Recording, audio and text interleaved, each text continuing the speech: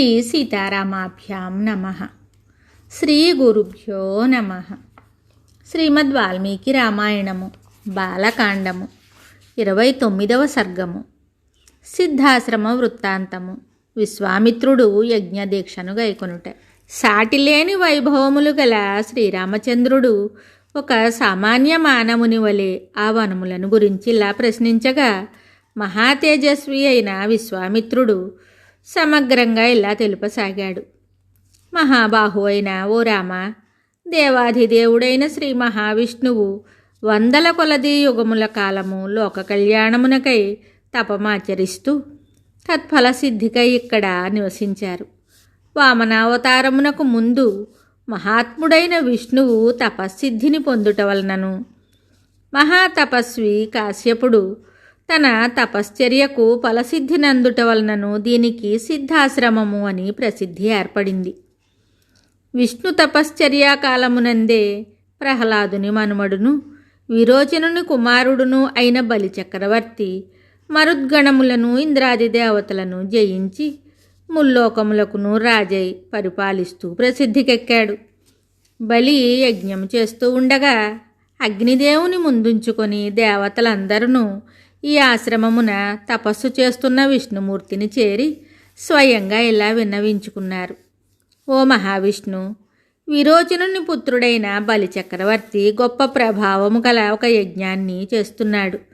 అది ముగియకముందే ఈ దేవకార్యమును నెరవేర్పవలసిందిగా ప్రార్థన. యజ్ఞము చేయుచున్న బలిచక్రవర్తి కడకు అర్ధులు అన్ని దిక్కుల నుండి ప్రవాహంగా వస్తున్నారు. వారు కోరిన రీతిగా ధన కనక వస్తువాహనాదులను అన్నిటిని ఏమాత్రమూ వెనుకాడక వెంటనే అతడు వారికి దానం చేస్తున్నాడు. ఓ మహావిష్ణు, మహామహితాత్ముడవైన నీవు దేవతల హితము కొరకై మాయాయోగమును ఆశ్రయించి వామనుడవై అవతరింపుము. మాకు శుభలాభములను చేకూర్చుము. వామనుడవై బలికడకు వెళ్ళి దానము పేరుతో అతని రాజ్యమును తీసుకుని మాకిమ్ము. ఓ రామ, ఇంద్రాది దేవతలు తపోనిష్టలోనున్న విష్ణుమూర్తిని ప్రార్థించు సమయముననే అగ్నివలే తేజస్వి అయిన కశ్యప మహర్షి తన ధర్మపత్ని అయిన అదితితో కూడి తేజోరాశి అయి వెలుగొందుచుండెను. కశ్యప మహర్షి పత్ని సహితుడై 1000 దివ్య సంవత్సరములు వ్రతమాచరించి వరప్రదుడైన శ్రీ మహావిష్ణువును సంతుష్టుని గావించి ఇలా స్తుతించాడు. ఓ పురుషోత్తమ, నీవు తపస్సు ద్వారా ఆరాధింపదగిన వాడవు, తపఃఫలమును ప్రసాదించువాడవు, జ్ఞానస్వరూపుడవు, సమస్త కళ్యాణ గుణములు కలవాడవు. అట్టి నిన్ను ఒక పరమ ప్రయోజన నిమిత్తమై తపస్సు చే ఆరాధించి దర్శించుచున్నాను.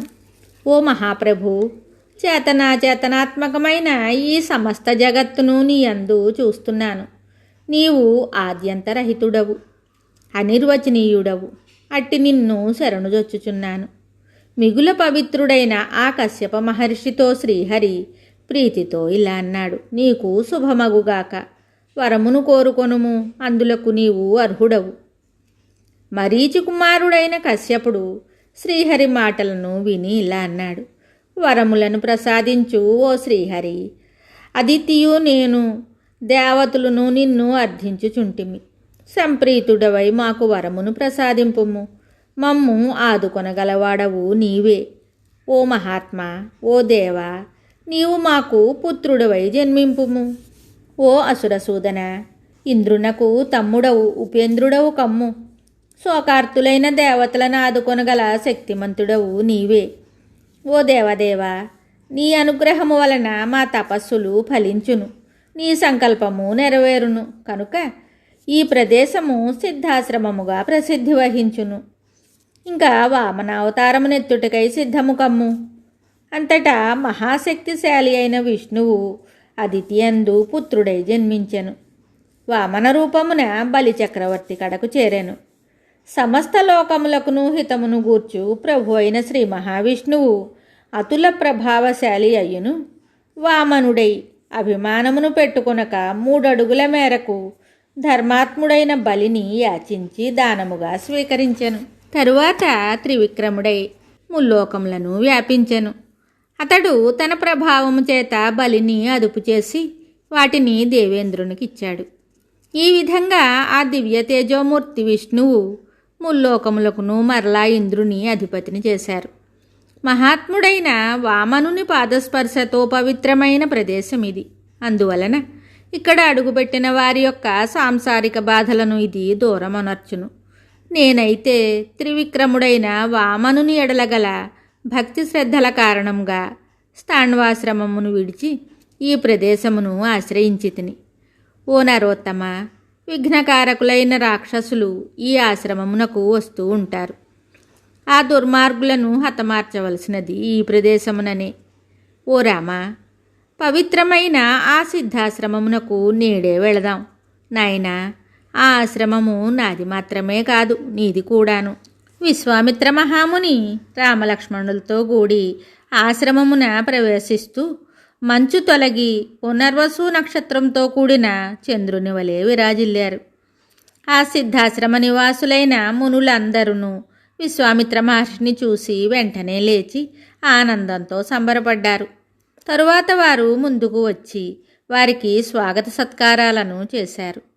వారు ప్రతిభావంతుడైన విశ్వామిత్ర మహామునిని తగిన విధంగా పూజించారు.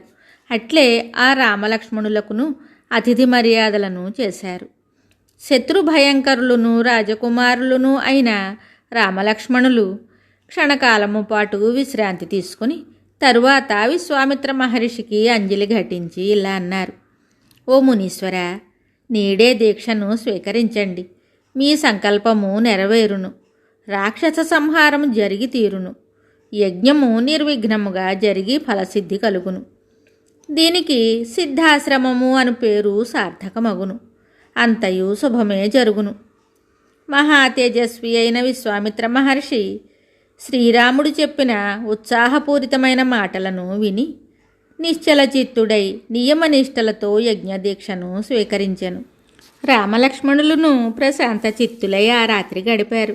ఉషకాలముననే మేల్కొని స్నానాధికములను ఆచరించి సూర్యునకు అర్ఘ్యప్రదానం చేశారు. నియమపూర్వకంగా గాయత్రి మంత్రాన్ని జపించి ప్రాతకాల సంధ్యోపాసనను ముగించుకున్నారు. ఇంతలో విశ్వామిత్రుడు ఔపాసనాది అగ్ని కార్యములను ఆచరించి ఆసీనుడై ఉండగా వారు ఆయన దగ్గరికి వచ్చి నమస్కరించారు. వాల్మీకి మహర్షి విరచితమై ఆది కావ్యమైన శ్రీమద్ రామాయణమునందలి బాలకాండమునందు 29వ సర్గము సంపూర్ణం. శుభం.